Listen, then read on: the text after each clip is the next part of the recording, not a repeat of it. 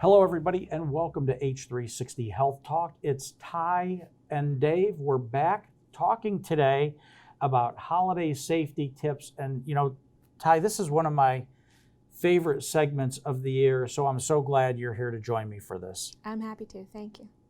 But one of the things you said that really rings true to me is a homemade gift or a card with a heartfelt note or message to a friend or a loved one. Not to sound too old-fashioned, but letters they're awesome, and people don't write them very often anymore. Give someone a nice, kind letter. You know, what's old is new again, right? A nice handwritten note goes a long way. Some of the best things I've gotten as gifts over the years, whether it be from family or friends, were homemade things. Like, you know, if you come into my house, you'll see, you know, the little plates with the kids' handprints in them that the preschool did over the holiday season as a gift for mommy and daddy. Those are really important and heartfelt gifts that money can't buy. Yeah. My favorite Christmas gift is sitting on my bed right now, and it does all year round since I was 8 years old, or even a little younger, I think. The Billy Bass thing you hang on the wall and the tail gun, is that it?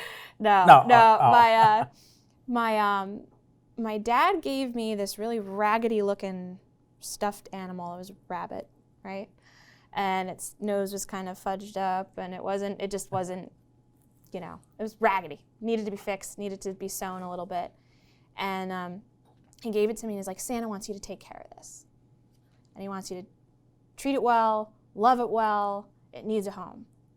I can't bring myself to get rid of it. Like when I go through all my old stuff, it's still like the gift that meant, you know, I got other presents that year, but for whatever reason, that one stood out the most. And it's something I have taken with me when I went to college, I took it with me. When I moved back home and then moved into my own place, it's come with me everywhere. So I guess the point is don't put added stress on yourself financially during the holiday seasons. I know you're right. Everybody wants to give the best gift or the most expensive, but it stresses you out up here, and your mental health is important so you can enjoy the holidays. Yeah, and then anxiety, blood pressure, right?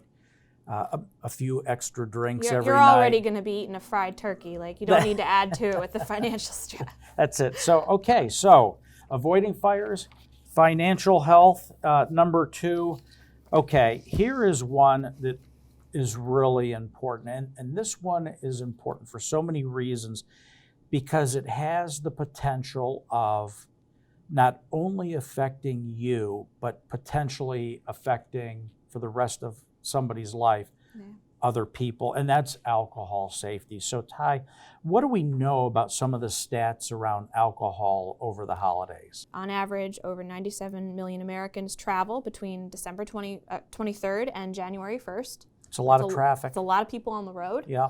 A lot of holiday eggnog. Yeah, and 40% of highway deaths during the holidays are alcohol related. So there's a reason we're still pushing it. There's a reason we're still putting those signs on the roads and posting those commercials and having this as a topic on Health Talk, because people need to be careful. There is no excuse. There's no excuse for driving drunk. And drunk means buzzed. It means after a few beers. It means if you indulge in a little Mary Jane. It could mean after smoking, a little bit of that. And going hand in hand with that is, click it or ticket, right? Yeah. Always wear a seatbelt. I mean, God, I remember growing up as a kid and us kids piling in the back of the car in the station wagon, and there weren't the shoulder straps that, when I was a kid, they were just across the lap. And so, but click it or ticket, and that's another campaign that's being really pushed. You see it. We live in New Jersey, so whether we're driving down the turnpike or some other roads and there's the overhead electric signs, click it or ticket, don't drive drunk, so you can get yourself in a lot of trouble. And it's so convenient. I mean, think, when I was a kid, there was no Uber, there was no Lyft. So it is convenient. If you find yourself in a situation, don't get behind the wheel of a car, especially after a few drinks. And what I would say about Uber and Lyft too is download it before you go out.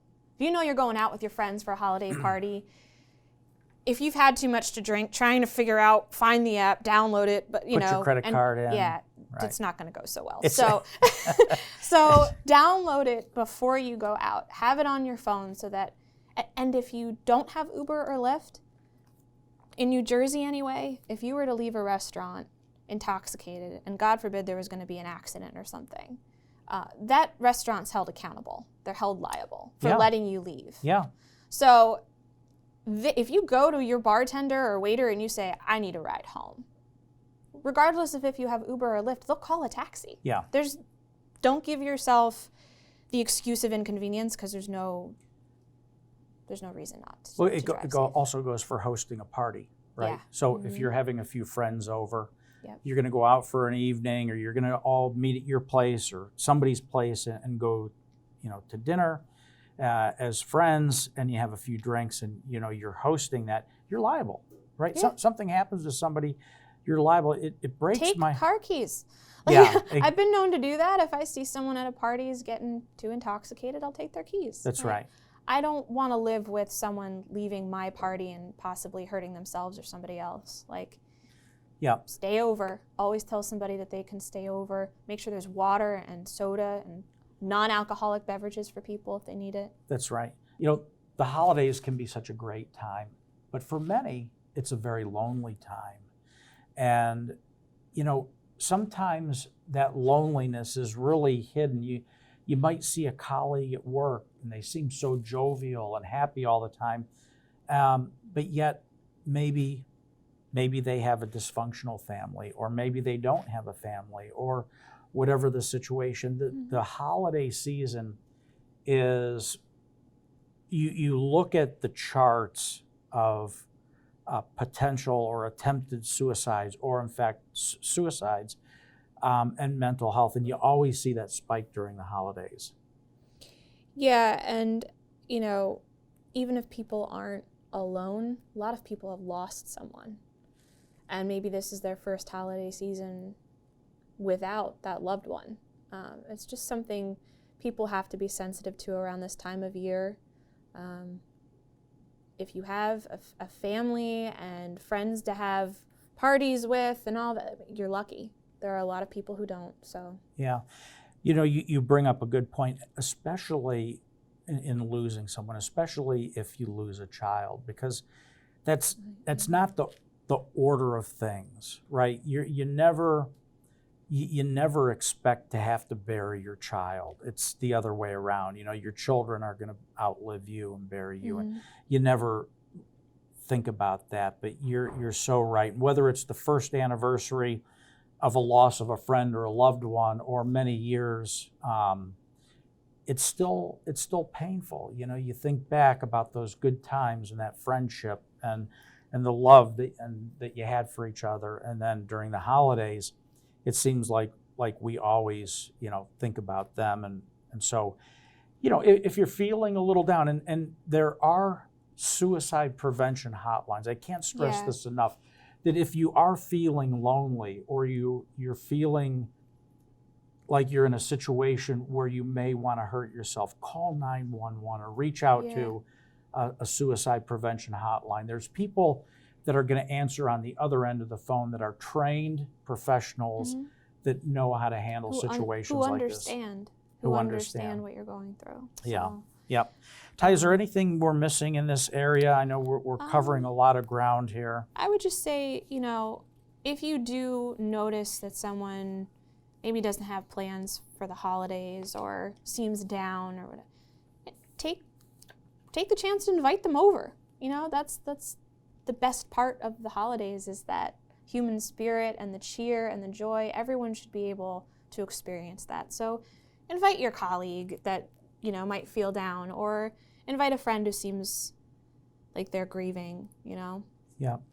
And don't forget, in your local area, the women's shelters, the homeless shelters, the homes for the aging, that it doesn't take a lot out of your day to stop in there, talk to some people, put a smile on somebody's face, and just tell them that you appreciate them, and ask them how their day's going. The other thing, we're coming up on a lot of these. They were started by being called Black Friday, but now they're Black Thursday and Black Friday and Black Saturday and Black Weekend, and Too much. where everything's on sale, and people are fighting over parking spots in some of these places. Like the day after Thanksgiving, the stores open up at 2 a.m. On and people, Thanksgiving. right? And people Stores are open on Thanksgiving. yeah, and people are lining up Yeah. at midnight to get in there, and they're fighting in the anxiety level. You know what? At the end of the day, that parking spot is not that important. If somebody is being aggressive, wants the spot, you know what? Give them the spot. Yeah, the last thing you need during the holidays is road rage. So just Yeah. let them have it. Walk away. Yeah. So listen, I think we covered a lot. We covered fires, we've covered financial health, we've covered alcohol safety, we've covered mental health during the holidays. And, I think if we sat back, we could probably make a list of 5 or 6 more. But I think these are the most important topics to keep in mind. Some of these tips, some of the stats are real in terms of the fires and things like that, and how much debt's accumulated over the holiday season. So I would just encourage everybody, to be mindful of this, think about it, roll into the holiday seasons, relaxed. And, I think sometimes we forget the meaning of the holidays. It's not all about gift giving and partying. It's about being thankful and grateful for the things that we have in our lives and the people that we have in our lives. Well, Ty, this was a really great segment, holiday safety. We covered so many things. And I'm going to let you look into the camera and wish everybody a healthy and happy holiday season. The tables have turned. The tables have turned. All right.